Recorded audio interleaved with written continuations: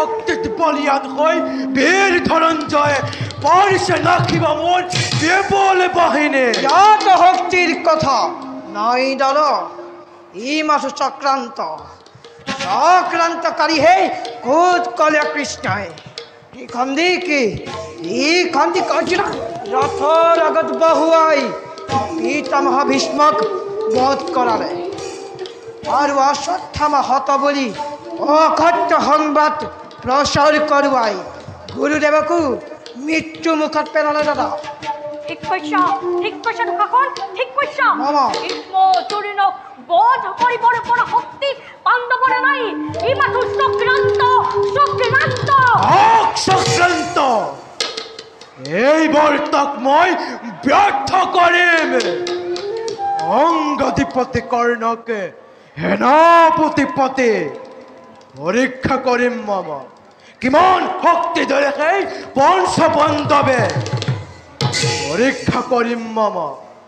গতি নীতি ষড়যন্ত্র কিমান শিকিলেহে রাখাল বালকে। কৰ্ণকুশিনাতান ভাগিন, কৰ্ণকুশিনাতান তেওঁ যদি সেনাপতি হৈ ইফালে সিফালে কৰে তেতিয়া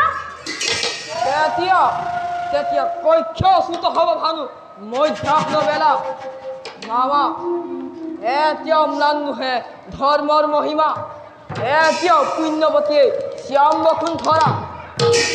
হ'ব পাৰো হুত পুত্ৰময়, হ'ব পাৰো বিশ্বৰ অস্পৃশ্যময়, কিন্তু মামা বন্ধু বুলি সখা বুলি যাক মই ধৰিছো সাৱতী, শত কুৰুক্ষেত্ৰ সহস্ৰ পাণ্ডৱ লক্ষ দৈৱকী নন্দনে নোৱাৰে ছিঙিব সেই বন্ধুত্বৰ দোল, নোৱাৰে ছিঙিব সেই প্ৰীতিৰ বন্ধন।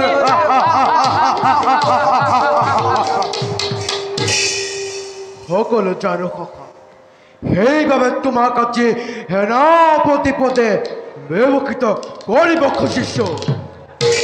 ওই দুখাখন দাদা ওখানে প্রচার করা ওর বাহিনীতে অতি হেক্ষে রণযাত্রা করিব লাগিব। অঙ্গাধিপতি হব আছে সেনাপতি নিজে।